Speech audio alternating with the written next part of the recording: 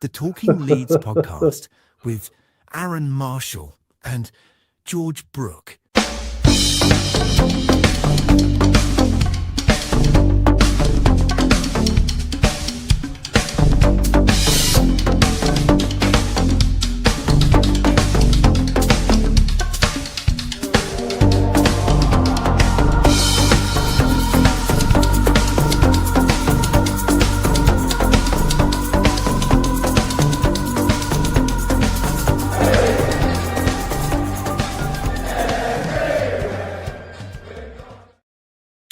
Hello and welcome to Talking Leeds. I was going to say match reaction, but it's not match reaction. It's the normal pod with myself, Arron Marshall, and the bearded peacock himself, who needs to link his channel up. Yes, let me just do. While you're doing that, good evening, Mr. George Brooke. Is that a haircut? He's had his beard trimmed. He's finished his Bible studies. First of all, before you get into it, George, we need to apologise to the regular listeners. We haven't been on because we've been busy. And we will be back now every week as per. But we've just been busy, haven't we, George? And you've been busy reading the Bible and enjoying things. And now he's gone. I've no idea where he's gone. This isn't good. Oh, he's back again. Here he is. George, your post office Wi-Fi isn't great, I need to admit. I know it's a real they've really done me dirty with this, mate. You know what I mean? Absolutely. I'm not sure what's going on. But we're here now. My stream's a little bit lagging, isn't it? But you know, for those who like to watch things afterwards, it's okay. But good evening. And you could be listening. You could be listening on the podcast. Exactly. And it's better for everybody that everybody listens, let's be honest, isn't it, Arron? Yeah. For certain visuals, I suppose. But yes, good evening, good morning, good afternoon, good night to everybody listening, watching. Yeah, we have been absent, I think, since before Christmas. So have a new year. Merry Christmas and a Happy New Year to everybody watching. And I've been listening to you as well, Arron. Talk with Jerry regularly. Of course, like you said, it's usually the match reaction. It's no longer today. Well, it is. Obviously, there will be one coming on Monday or Tuesday. Good evening to Jerry and good morning, good afternoon to Jerry. Good evening to Michael as well. Yeah, it's well, there's so much to digest within the next hour, isn't there, George? And we've obviously got the features and things back for this week. But let's get straight into it, George, because I haven't really spoken to you since Christmas, and obviously, you know, things were picking up before in December, weren't they? And we're now in the situation now where Leeds have been in remarkable form. Obviously, you know, we don't really want to mention the Newcastle game, but George, you were very much Daniel Farke out 2 months ago.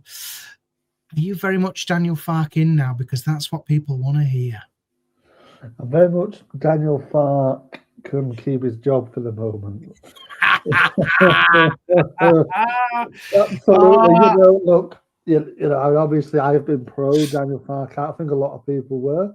And absolutely good reason for it as we had headed into December. Yeah. You know, it didn't look like it was picking up at all. But, you know, thankfully we've picked up some really, really good results over the Christmas period.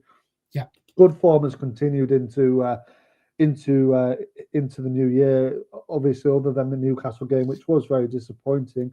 But ultimately, yeah, of course, you know, Daniel Farke, credit where credit's due. I remember last time we were on, you know, you were pushing me to give him credit, and I said, of course, you know, you know, of course it's due now. You know, I think the change in system, which he stumbled across on at City, has done him really, really well. And you know, look, you've got to get the best out of what you got, and we're doing that at the moment with a really, really effective way of playing.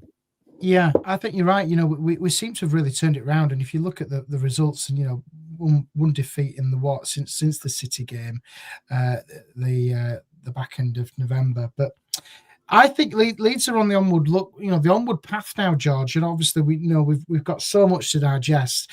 Let's get straight into it. Transfers, then, George, because and I know you're the man with the sauce. You've got more sauces than Heinz.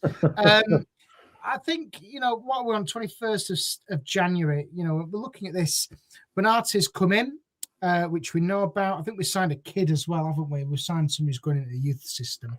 The Nigerian lad, the young Nigerian I really get too excited about this one, but you're the man with the sauces, George. Are we signing anybody else? Because I think we still need one or two more players, in my opinion. Oh, they are signing somebody before the deadline. They'll get somebody in, Arron, before the deadline happens. And I did have a haircut, nearly bald, but not quite, mate. No, not quite. But it's the old short back size. The Jack Harrison look, which is obviously we don't need to look at. We don't need to look out for him anymore. Of course, he's enjoying himself in Florence. Lovely part of the world, by the way. Wonderful place. Part of the world. And an amazing football club as well. And I just hope they pay the €6 million come June. Because I must admit, Arron, I love the colour they play in. I'm a big fan of them. I'm a big fan of Florence, big fan of Italian football. It's the best place for him. Yeah. They're signing the next Ballon d'Or. This guy will be in the England squad come June. Yes, I hope so. Florentine fans. Absolutely. Yes, I have, Michael. I've had a slight beard trim last week as well. So, the look's pretty fresh at the moment. Richard, good evening to you. Thank you for coming across to my channel. I need to be more active, of course, on the Bearded Peacock. I will be hopefully putting something out before the Everton game, and keep your eyes peeled on that one. But thank you for bearing with me as well. I think they'll get a striker in. I mean, is it Michael set up here, about the AZ lad? Parrott. Troy Parrott. Troy, would a Parrott really be the answer? I don't know. If you listen to the match reaction, Jerry absolutely adores Troy Parrott. He's done wonders for his country as the player. He really has. I don't know. I quite like him. I like the Irish connection with Leeds. I really do. And historically, Leeds have always had that. And you just never know. It could work for him. I think the key thing with that one is, I think if that's going to happen, it'll be in the summer. I think you're going to take a lot of money to get him away from there, especially in January. Yeah. I think that's one to probably watch in the summer, in my opinion. But you never know. You just don't know with transfers, do you? No, I mean, they're looking at a striker, Arron, out there. We're wanting to do a striker, whether it's on loan, whether it's, I assume they're looking at a big money deal, aren't they, potentially for Strand Larsen, who's not done a great deal, has he really, let's be honest, this season, had a great season last time out. But at the moment, I think it's 40 million plus. There's also the American lad being spoken about, isn't there, today, that I saw coming from the Championship, Arron. So you might be a big fan of this one. I don't know. The American striker from Derby County played against us a couple of weeks ago, of course. Patrick Agyemang. Okay. Right. Big lad, scored a few goals in the Championship already this season, came from America in the summer. Apparently ourselves and Crystal Palace looking out for him as well. So that's maybe one to keep an eye on as well. So, I'm glad you mentioned him. 24 games, 7 goals, 3 assists. I had him actually written down on my list here. Oh, well, there you go, mate. There you go. Do I think he's a solution? No. I think there's better quality out there, if I'm being honest. I don't think that's one. And I know you said Palace are in for him, but the problem is when you look at the Championship, you've got to be so consistent in that league. And if you're really consistent, you'll get picked up by one of the big boys. The big one, which I look about with Palace, with Eze, obviously now he's moved on from there. But he was so consistent in that league. And I think if you are going to dip into the Championship, you've got to be looking for consistency rather than, individual performances, and I don't think he's the answer for me at the pick of the Championship. No, I don't think this is a very serious situation. Maybe they've had a look at him. They look at all sorts of players, Aaron, don't they? Every single, they're always looking, they're always scouting. So, whether there's a serious bid going through, I don't think though. I think Strand Larsen's the one that they're very keen on, aren't they? And I know there's one or two others. There's one or two others coming from Europe. Boy Power is one that some of them have spoke about. There's a couple more, one or two more. Like I said, I personally would look towards Brazil. He has to get it in. Some of the quality that's coming through there. You look at Bournemouth. They're signing Ryan from Vasco. He's an incredible talent. Really, really impressive. Very impressive performances last season. I don't know if you can hear me, but I can hear you. Yeah. Oh, it's probably for the best that you cannot see me. I don't know what's happened here, but as long as it's just flashed off and the we can hear you loud and clear. As long as you can hear us, that's absolutely fine. But yeah, so I feel like there's a lot of talk obviously going on. There's a few from Europe being mentioned. But like I said, Ryan from Brazil, from Vasco, incredibly talented player, scored a lot of goals last season for Vasco. So Bournemouth look like they might be on one with him. So yeah, we'll wait and see. Like TLG, Aka WYRG says, Perry won't leave this month, of course. Only Darlow doesn't mess up. Darlow, for me, I mean, there's a debate going on between the fans of who's the best goalkeeper we need, and I don't know what your thoughts are on it. Really, I think the thing is, I think for me, Perry George for me, he's inconsistent at this level. But we've got to remember, this lad was brought in for what 15. What would it be? 18 million quid, 15, 18 million quid, or whatever it was. I actually don't know. Around that figure. Somebody will get in the comments and tell us how much we paid for him. But he's so inconsistent, George. He doesn't command his area. You look at the goals which were conceded against Newcastle. The man was in the bloody net. He was in the net half the time. He wasn't actually on his line. I just find it really frustrating, and his distribution as well is just every time. I've seen it time and time again over the festive period and watching them. He kicks the ball and it's either going out to the left or right. He just is, this distribution of his is poor. 15 million quid. And when you're looking at the way we play now, with three at the back, and we try and play out from the back wherever we can as well. But when he hoofs the ball forward, it's gone out, just giving it away. I don't think it's the end of him, if I'm being honest, because I do think, he's made some crucial saves for Leeds so far this season.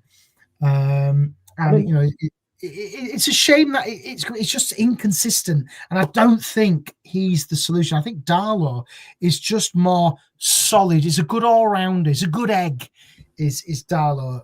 You feel a bit more confident with him in the net, if I'm being honest. I feel confident with Darlow in the net. I don't know. Personally, I don't feel confident with any of the goalkeepers really we have on the books at this moment. But let's break this down. So if you look at Darlow in particular, he came in, what was it, this time last year? No, it was it back in the last season when he came in for Melier when he was dreadful. Yeah. He came in, stepped up and did a decent job, and he's doing exactly the same now. He's stepping up. Yeah, I know he's played one game in the Premier League and he played in the FA Cup, he played in the other cup games and whatnot, but it just seems a little bit different. You just feel a bit more solid, a bit more safe. And yeah, he's not the best goalkeeper in the world, but he's a Welsh international. And I don't know, I just think Perry, you just worry. You've always got that element of doubt of him trying to catch a ball or do anything with it. You just always think that he's gonna make a mistake. I think he started all right, didn't he? But he has got that mistake in him, like you said. But to be fair, so is Darlow as well. I don't think, but I do see what you're saying. Darlow is a bit more maybe steady pair of hands, and obviously Jimbo says I like Darlow, always have liked Darlow, and I did, yeah, Jimbo, that's it, that old Wi-Fi post office, I don't know what's gone on here, but never mind. Perry, he says Perry has arrived injured, and I think he has had a couple of injury problems, but that goal against Newcastle was unforgivable, really. The time it was, If you look at the, I just want to pull this comment up here. What Michael said, Fark said Perry shouldn't have come out off his line for the Manchester United equaliser and at fault for the goal. Yeah, I completely agree. He should have just held his line there. And I just think with him, it's just, Clive says Perry's third choice for Brazil. Well, listen, it's what is it, 15 million quid? He's never going to be playing for the Brazilian national team. But yeah, it's like what Richard says there. It's his distribution that lets him down more than anything else. And I think the way we play is so crucial now. In the modern day game, keepers now, these sweeper keeper roles, they're so important to do that. I just don't understand why Farker doesn't just stay right, kick the ball, and just try and pass out. That's what I used to do in training. Well, I think they want to play long ball, don't they, Aaron? They want to play long ball. So, but they do mix it up. They mix it up, though, George. When you watch them, 9 times out of 10, when they've got a goal kick, it's either going out to Rodon, Ampadu in the midfield. With Ampadu sitting in, or it's got a Bogle or Goodmanson. You can see where he's trying to aim the ball. It's either out to the left or to the right. But it just doesn't work. It just doesn't work. It just doesn't work.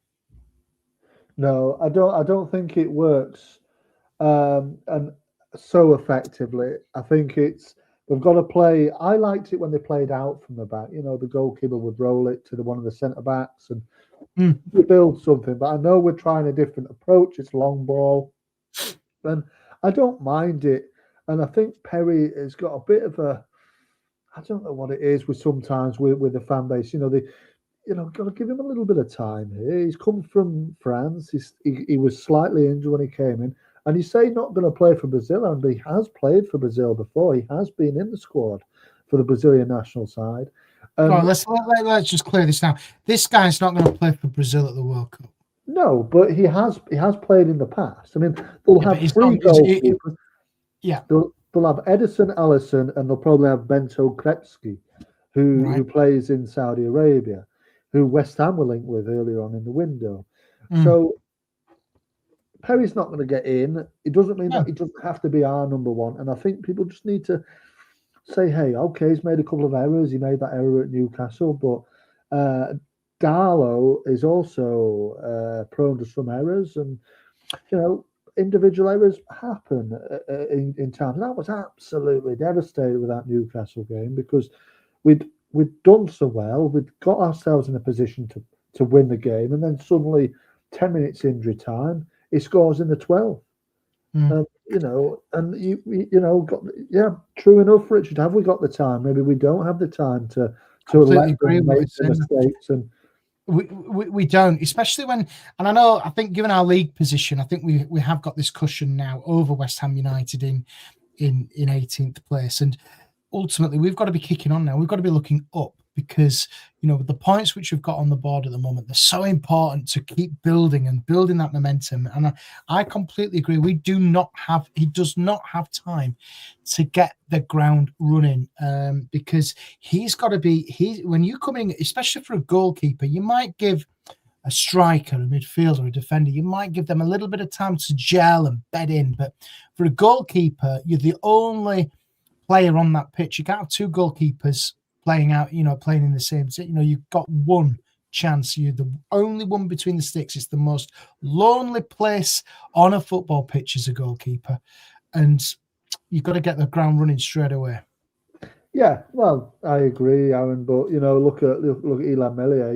He made so many errors, and then that's it for him. So, but you look back on that now, and obviously, if we weren't promoted into the Premier League, then we could say, well, there's faults here, but we were. Fark got it right, which you still don't admit. But Melia, ultimately for him, we know he will never play for the club again. We know that. Yeah. He won't play for Leeds again. He's seeing out his contract now until the end of the season, and then he will move on to pastures new. It wouldn't surprise me if he signed a pre-deal to go in the summer. He could just sit back and people say, "Oh, get him out on loan, get rid of him."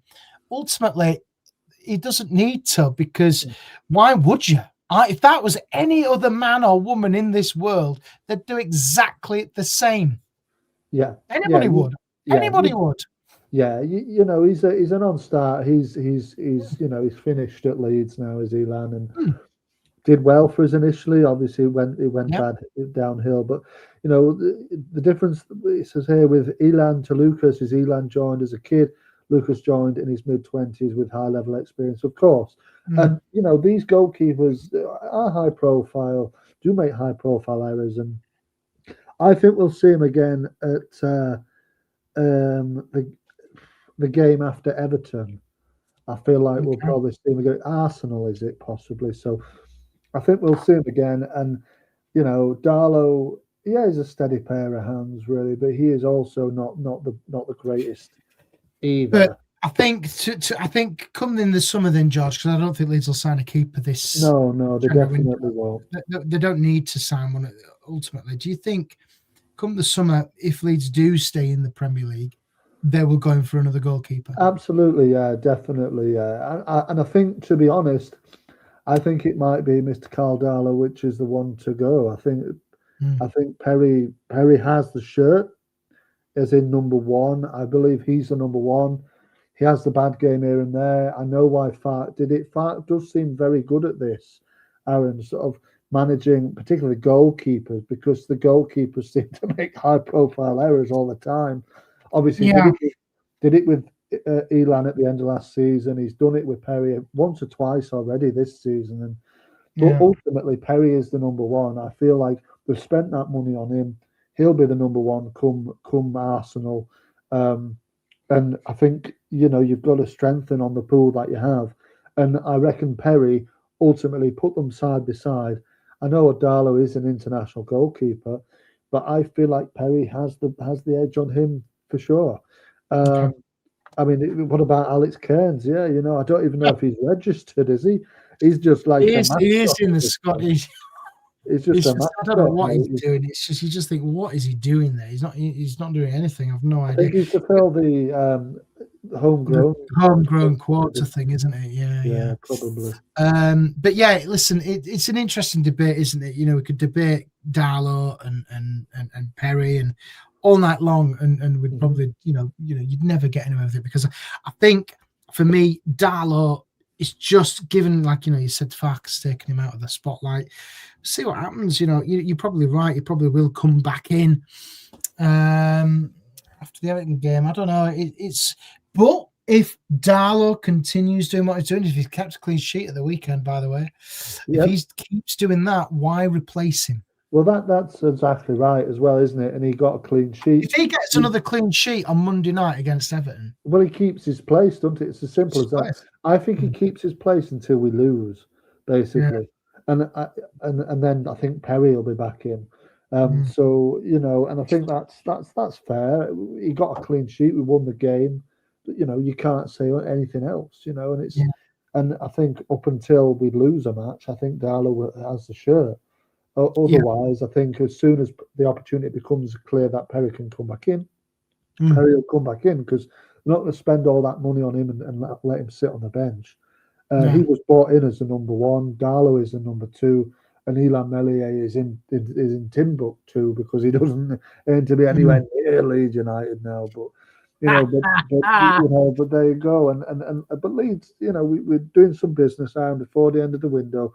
It's at the other end of the pitch. We know that is the key. And if a centre back, if they want to, I did wonder if the young lad that we brought in, the Nigerian lad, I wondered, are they gonna, you know, spruce him up into the first team picture? I'm not sure, but you know, I'd have said that there was what's his name, the lad from Union Berlin, who's been spoken about. There's another lad playing at Fenerbahce. the Dutch fella that people are now speaking of a little bit as well. So there's one or two rumblings going on.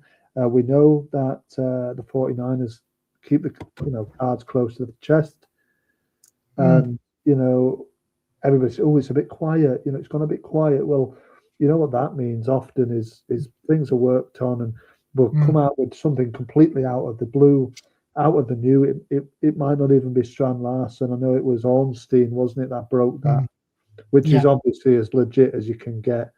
So it is obvious that we're after him, but so are so many other teams in the Premier League. Dokai, is still up in the air.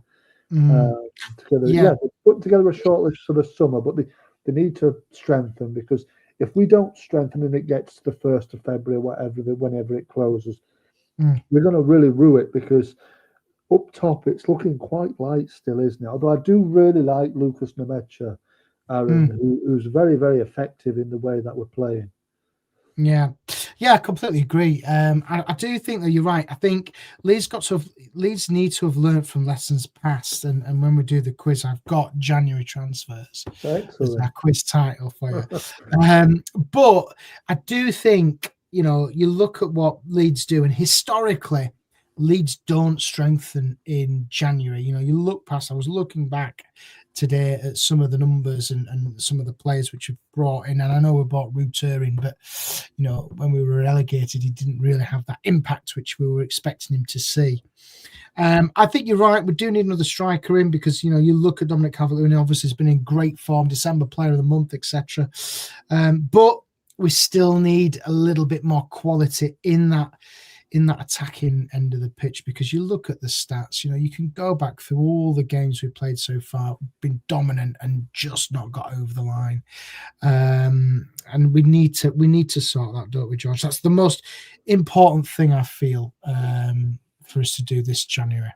Yeah, I mean, it's 100%. If we come away without a striker, we're going to look a little bit light. Richard's asking if Perot will have to go if Larsen comes in. I don't think so. I think they will maybe look at, maybe putting another one out and here and there. But I think it's more the summer where they can trim the squad up and make sure it's kind of streamlined and looking a bit more quality than it is. I think the likes of, unfortunately, I must say, like Willie Nonto, sadly, I think Willie will probably be moved on in the summer. No. Do you know what, George? I think Willie Nonto is so underused in this squad. I really do. Is. Yeah, he really is. And every time I've seen him come off from that subs bench, he's made an impact. Yeah, he has. I really rate him compared to the likes of Okafor. I really think Nonto just gives you something that little bit different. It gives you that press. It gives you that physicality. That work rate is there, and he's in your face. He's everywhere, in and around that, in that penalty area. He is there everywhere, brilliant. Every time. And I really do feel Farke. I know he's got an impact position off the bench, but I do think we should be utilising him a bit more. I really don't rate Okafor, and I'm not ranting about Okafor. But I think when I compare Okafor and Willie Nonto, I think Willie Nonto for me is streets ahead of him. I really do. Yeah, I mean, I must admit, I do like Nonto, because he does give energy. He gives aggression. Yeah, he's good on the ball. He can make things happen. And but like I says here, we don't play with wingers at the moment. We play with the fullbacks. So until they do, I suppose he's bringing on likes of Willie Nonto and others that can play in those positions as subs, really, because you've got Goodmanson and Jaden on the other side. I mean, I must admit, Arron, I've been really impressed with Gigi Goodmanson, with Gabriel Goodmanson, absolutely fabulous, and and JJ as well, Gigi and JJ. I thought Justin has been pretty good when he's had his opportunity as well. So he's stepped up, and I completely agree. I think he's been a lot stronger since he's coming as well, and again, defensively minded. That's so important for us. So I don't know. It's an interesting one, and I do think, interestingly, it will be interesting in the summer. with what happens with this squad. But I think we don't really know that until Premier League survival is guaranteed. Yeah, I think if we do survive in the Premier League, it's still an if because we're 8 points clear. We're all high hopes and everything. We're doing all right, but there's still 16 games to go. We could have a bad spell. Other teams could have a good spell. So we've got to really keep pressing on. And the way I see it, Arron, is any point at this stage now, obviously particularly 3, but any point anywhere, you start to think, right, it's another point on the board and it's another game down, and that's all that kind of matters at the moment. And we're doing okay, and the team look a lot more solid. And I think he was about 11 million pounds, wasn't he? Yeah, it was. For me, absolutely. I mean, there was a moment in the Fulham match on Saturday where he goes down the line and he blasts it in the side net, and then you think, come on, you should have just passed it across. But he's done so well, and he, to me, out of the how many ever we signed, was it 10 or something like that? I think he's got to be the standout one where you'd say actually he's pretty solid, pretty much every single game, very consistent. And this is it for me. I know Dominic Calvert-Lewin will probably get this, but for my mid-season player of the year, it's got to be Gabby Goodmanson. Yeah, it has to be. I think DCL is the obvious one because he's done well in December. He's hit form, and he does add a lot when you play him in the correct.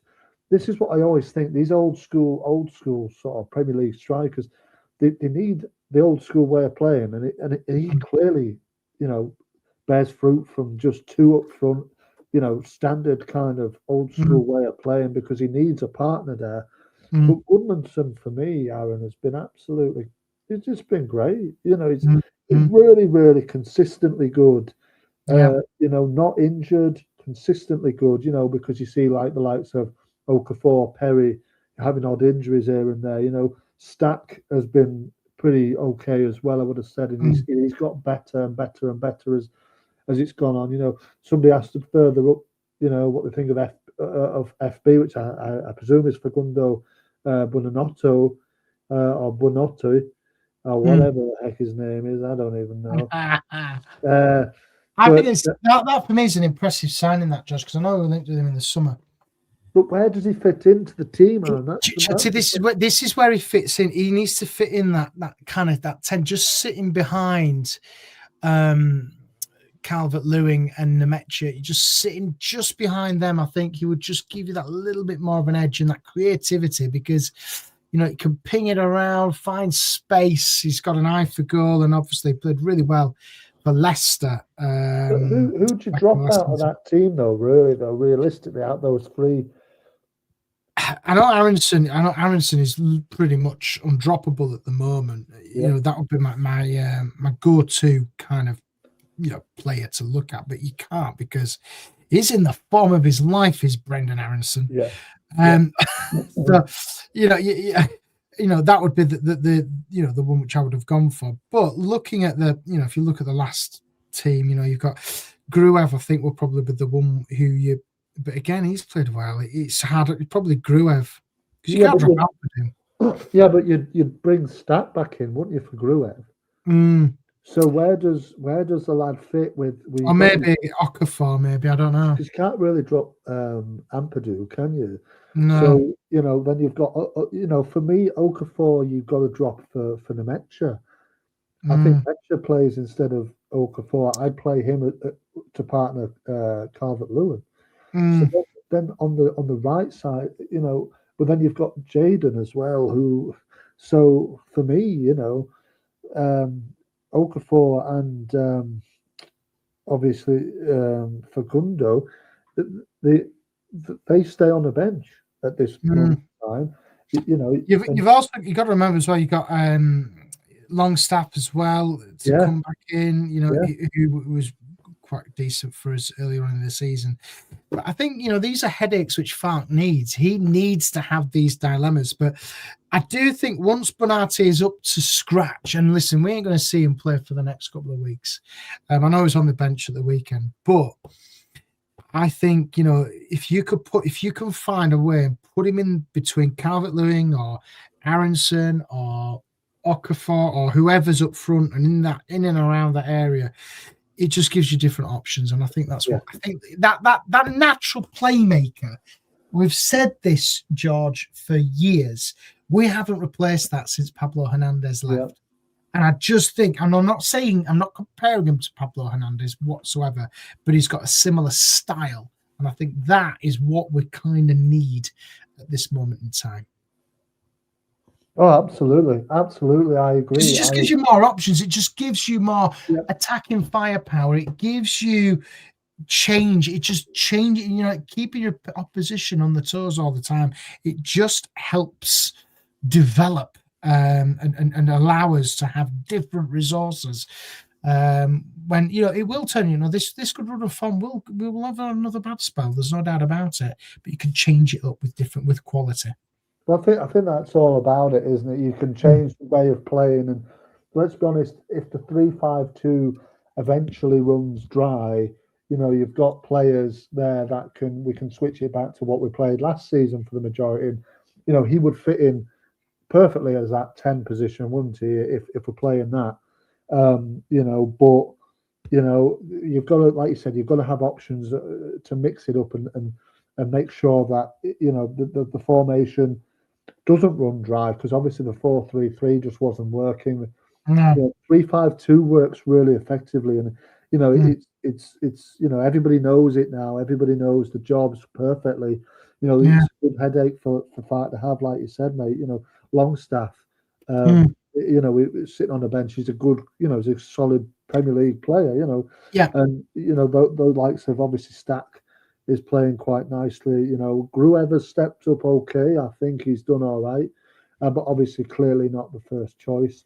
And there's options there when you look about which way you're going to cook the team. So it's really, really good. And I feel like we'll see another one or maybe even two appear in the team before the end of this window.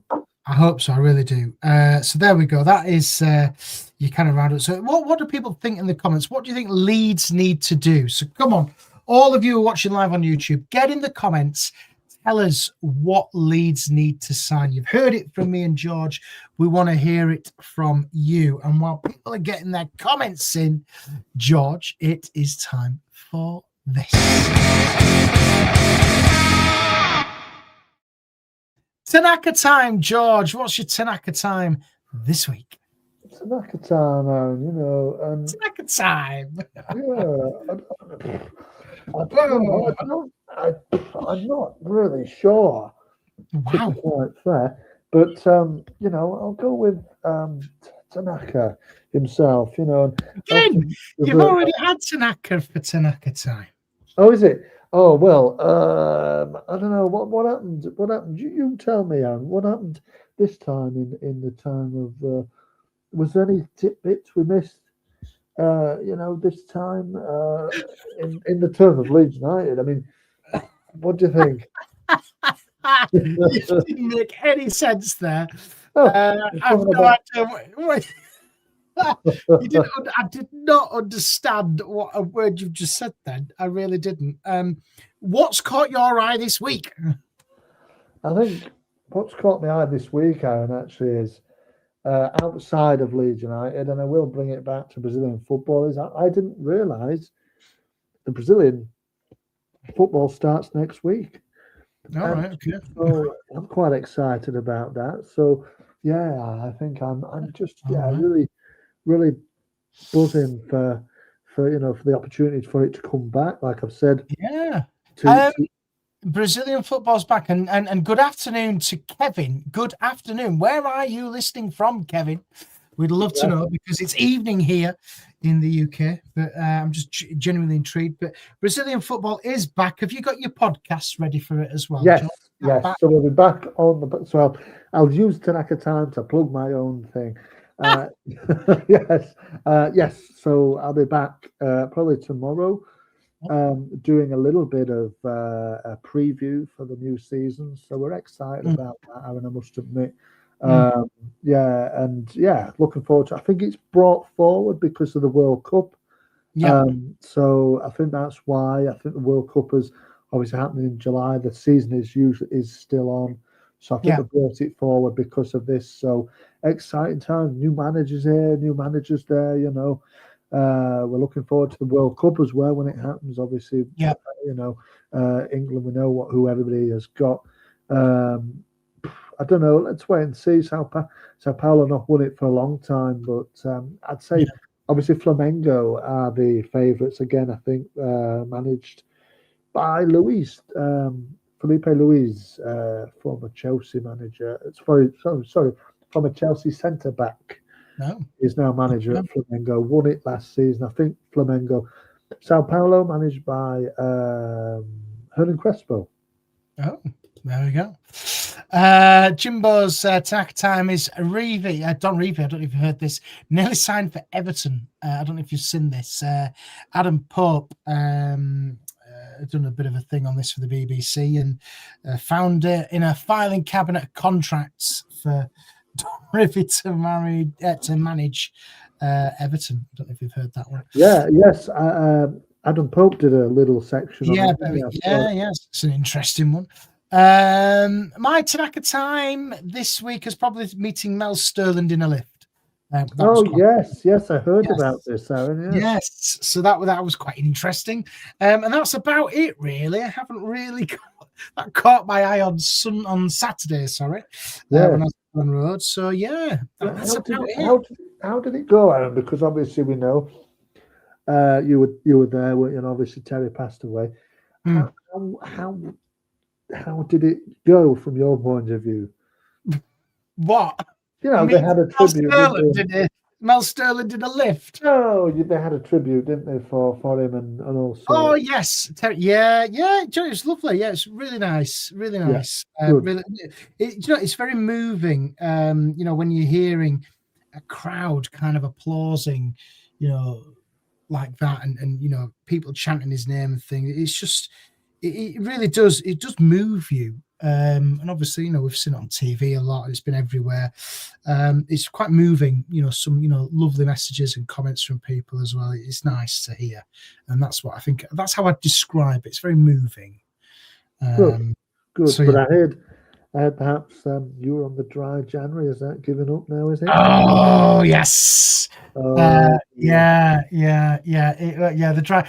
Yes. So yes, I had to break the dry January because I was with family at Ellen Road on Saturday up in a box with the Yoriths, and I had to break the dry January, George. So I had to do that.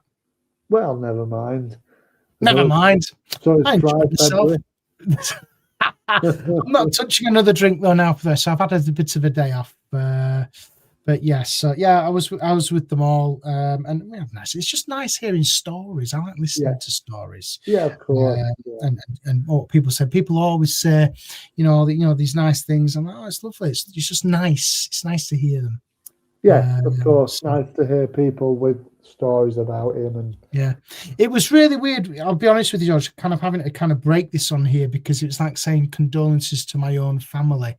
That was really weird for me to say. So but other than that, it's it's really difficult, and it's just I don't know what to say really. No, well, you don't have to say anything.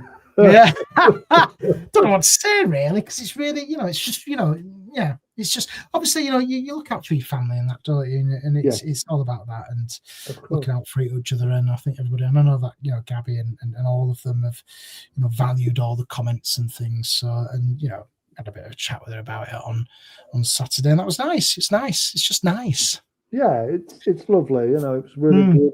Nice tribute to him, and it was good to see her back yesterday. It was good to see her back doing what she does best on Amazon Prime yesterday to Gabby. So good on her. She was at the Champions League. Yeah, she was in Milan. Getting back to it. Right. Yes, so it was all good fun. There you go. Well, there we go. Thanks, Clive. I will pass that on for you. Right, let's move on from that. Right, this is what people think. What Leeds need in the January transfer window: striker and left back. says Richard. A striker and a centre-back, maybe, but less so as a priority as well. So, yeah, it's that's what we need. Right, George, are you ready for a bit of a quiz? Yeah, absolutely. Yes.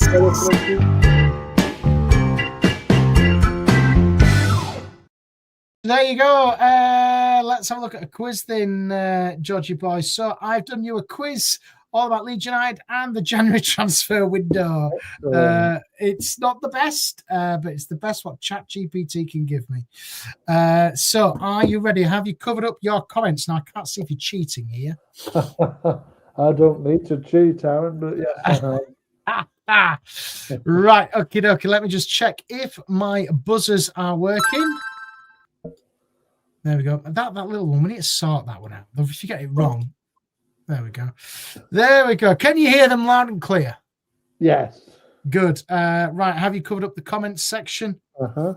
Okay, right. Let's get straight into it then. George, which goalkeeper joined Leeds United on loan in January 2007 and helped the club during the League One campaign? Oh gosh. Oh, Christ. Right. Speaking of goalkeepers, he was actually quite decent goalkeepers, but he looked about 50. It's 2007. Yeah. Dennis Wise era. Come on, you can get this. Oh, big lanky dude.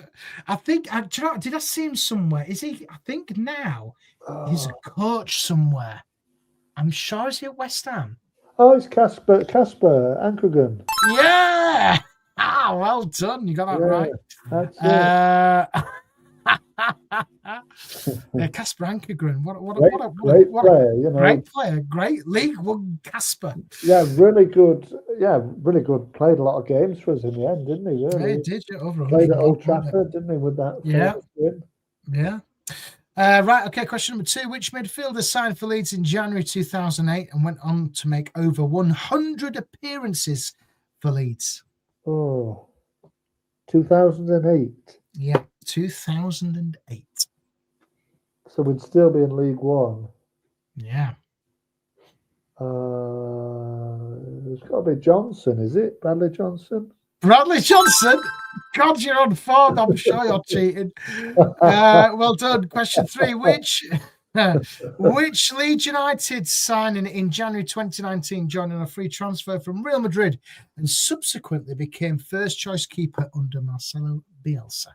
It was Kiko Casilla. It was. Question 4. Which forward joined Leeds in January 2020 from Manchester City, later playing in their Premier League campaign for Leeds? He signed from Man City. Who was it? In January. In January of when? 2020. And then he was on loan. And then he played for us in the Premier League. He did play for us once, I think. It was Pervader. Twice. Jeez, you're on fire. Right, for 5 out of 5, George. First one back from the new year. Which French forward became Leeds United's most expensive January signing of the Premier League era when he joined in January 2023? Who again? Jorginho Rutter. Oh my God, you've got a full house. Yeah, there you go. Whoa, you get 2. Wow. Oh, wow. Wow, 5 out of 5. First time ever. Right, let's have a look. Oh, God. Paveri, yes, Jimbo, you were right. Kiko, a lot of right answers there. Clive and Jimbo all in there as well. So well done. And let us know how you got on in the quiz this week.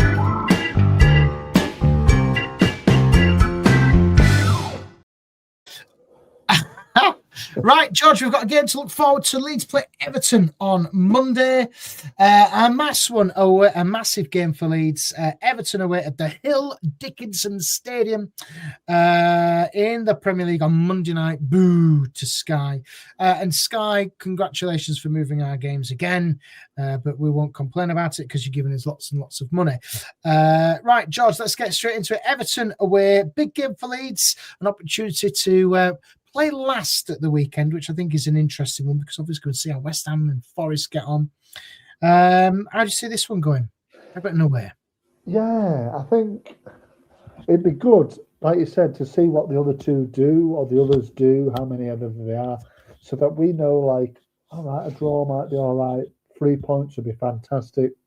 But ultimately, like, I don't know, Everton, it's a big game, this, really, because Everton haven't done well at home. They've been quite poor. they've struggled at the new stadium. Obviously, it's our first ever trip to this stadium, and that'll be interesting. For me, the stadium looks just another new stadium full of all sorts of gadgets, but it's not, doesn't look fabulous in terms of, it's not Ellen Road, is it? It's not these old school stadiums, is it? And I think obviously Spurs have struggled to really make their one any kind of fortress, and they've struggled at home. They've got, obviously, it's been made big news about Jack Grealish being injured, so he won't play. So that's a big blow for them. They have struggled a bit at home, although they did come off the back of a good result against Villa away, didn't they, last weekend? So yeah, it'll be a tricky game, this, but I think Leeds can go down and win. I think we can go and win, and I think we can. Yeah, I think if we're chomping at the bit, really, we've got, they look really steady. The Leeds, they're confident. They've got to the point where I think they're probably confident up against anybody in the Premier League, really, to say, hey, come at, particularly at Ellen Road, but away, we know that we've only still won one game away from home all season, so that does really need to change. But I think that, I think that we can get a win here, or at least get a positive result in terms of something on the board. But I think it will be a win on Monday. Yeah, 1 win and 3 draws, which is said for Leeds on the road this season. This is going to be a tough one, George, because I think Everton are a well-established Premier League side. I'm just looking at the table here now. Everton are currently 10th in the league, 32 points from 22. Leeds 16th on 25 points. Everton's home form, where do they sit in the home form? Like, they sit 14th in there, 15 points out of a possible 33. So they're there for the taking, Everton. Obviously, Angus Kinnear is back there. It's reunited with him. I don't know. Listen, every game away from home, you take a point straight away, and I'd take a point all day long against these, because I think that will be a valuable point for Leeds in their quest for safety. But looking at the table, George, you look at, if Leeds do go and win there, that'll put them on 28 points. The reason why I think this game's massive for Leeds, because you look at Bournemouth, you look at Spurs, you look at Palace, Forest, who are below us. I'm not going to say Brighton, because I think they're fine and way. If Leeds go and win, you're dragging Palace, Spurs, and Bournemouth right into this relegation scrap. Yeah, I mean, the more the merrier, pulled into the mire, but I think that Palace, by the way, look like they're in self-destruct mode, because obviously you look at Spurs with Thomas Frank and the difficulties he's having. Bournemouth struggling as well with Ariola. They can't find form. You look at Forest, who've struggled in the league. They've obviously got Europe. West Ham, I know they got a massive 3 points at the weekend, but listen, 17th is the goal for Leeds this season, and I do think if we can go and win there and drag some other teams in, it's a massive game. It really is. Yeah, no, it absolutely is, Aaron. And let's not take away, a point is also a great result, because if you get a point, it's 26. You're 2 away from Palace, who are in 13th. I think anything, and like I said, any point, whether it's 3 or 1, is good now, because you've got that gap towards 18th. And it's another game gone, because West Ham, all right, they won, they beat Spurs on Saturday, but they're not going to win that many, I don't feel. And the more they're running out of time, is what I'm saying. So, but you look at what West Ham have got, George. They've got Sunderland, then they've got Chelsea away, they've got Burnley away, This is the February games. Then they've got Manchester United at home, and Manchester United have been so hit and miss this season. Then they've got Bournemouth at the back end of February and Liverpool. 2 wins for those out of any of those fixtures, and that pulls them right back into and really onto our toes. And Leeds have got some tough fixtures now, George. After the Everton game, they've got Arsenal to come. Forest at home's a massive game. Chelsea away, and then there's obviously the cup. Then they play Villa and City.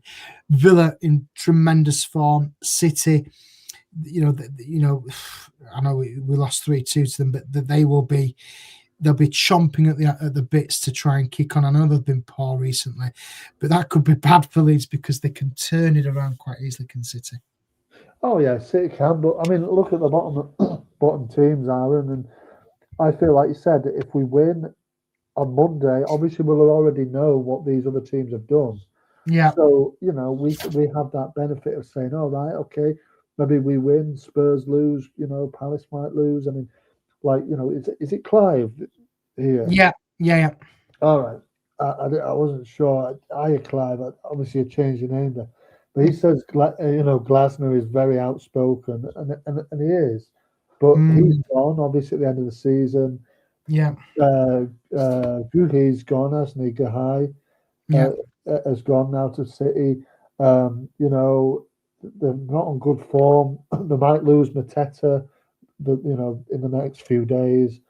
They're really struggling now. Spurs, I don't think Frank will be there much longer. I know they had a good result in, like you said, at in Champions League last night, but I don't think he'll be there past the end of February, really. So they're generally probably going to up a little bit once he leaves. I wouldn't bet past, Thomas Frank going to Crystal Palace No, it's not a bad show. Next season, possibly. But I'm surprised you're not saying Daniel Farke to Crystal Palace. I'm surprised you're not saying that. I'll just give you the rundown of the games in the Premier League this weekend. West Ham will play Sunderland. That should really kick off. That's a massive game for West Ham. Burnley are at home to Spurs. Fulham, Brighton, City have got Wolves. Bournemouth have got Liverpool. Again, you'd think, Liverpool, you'd expect them to go and get a result there. Brentford, Forest, that's a massive game for Forest. Palace, Chelsea, Newcastle, Villa, Arsenal, Manchester United, and then obviously for Leeds, Everton take on Leeds. So, there's some massive games this weekend, and you just think if Leeds can get 3 points this weekend, and Sunderland, we would hope, could try and get something at West Ham, and Forest drop points against Brentford. All is well. All we've got to do is better West Ham's results. Match or better them. That's all we need to do. Well, that's it. We're 8 points ahead, aren't we? So, 8 points, 16 games to go. Like I said, every point now is... And I know we're looking here as well, like Richard's saying, we could drag Spurs into it, but as much as I'd love, Spurs to be dragged into it, I can't see it, if I'm being honest, because look at the goal difference, it's 2 plus 2. Their goal difference alone will keep them up. Yeah, I think Spurs are lucky again that a few teams are a little bit not as good as them. They've got players that can just win your games off of that, but they haven't performed well. They didn't perform well last season, and I know that Frank will probably be gone before the end of the season. Yeah, but I think Richard would probably if we win on Saturday and a couple of results go for us, I think I've got the tendency probably to look up the table than down the table, particularly if Forest lose and we win. I think you've got to start, and obviously if West Ham lose, then it's 11-point gap. I think you've got to say at that point we've got to look a bit further up the table now and stop kind of being looking back. So go on then, give us your prediction then. If you want to give us your predictions in the comments, get them in quickly. Go on then, George, what's your prediction then for this one then? Monday night, under the lights at the Hill Dickinson Stadium. I'm going to go with 2-0 Leeds, 2-0. Wow, 2-0 Leeds. That's a big big one. Yeah. Okay, I will go for. Wow, look, Mighty Leeds saying 2-0. Clive says 2-1 to Leeds. I'm going to go 0-0. Yeah. Boring 0-0. Richard 0-0. says Everton 1, Leeds 2. Yeah, see, I mean, 0-0 would be fine as well, Aaron, wouldn't it? You know, particularly if West Ham lose, it's 9 points. Yeah. We're clear of them, and that's 3 games they've got to win without us winning. Yeah. And at the moment, like I said, really impressed with how he's kind of, you know, how solid Leeds are at this stage, and how we're not leaking goals so much anymore. We're steady, and we always think that maybe we're going to get chances to score goals. It's just whether we can put them away, which wasn't the case at the start of the season at all. So, yeah. Good stuff. George, we will be back next week. Thank you to everybody who has listened live on YouTube this evening. You can listen again if you wish on the pods. It'll be straight out this evening, so it'll be in your pods tomorrow. George has got his Brazil ball back. His bearded peacock stuff's all there as well. You know where that is. The Bambino is good. Thank you. 202. No sleep in this house. Yes, so I will be back on Tuesday with Jerry for a match reaction, hopefully reflecting on Leeds winning against Everton, and myself and Mr. Brook. Hopefully he will be back on camera next Wednesday. So yes, good luck. Good luck. Why am I saying good luck? Thanks for watching. Good luck to the lads on Monday, I suppose. Right. Cheers, guys. Thanks for watching, and we'll see you on the next one. See you on the next one. Say bye, George. See you later.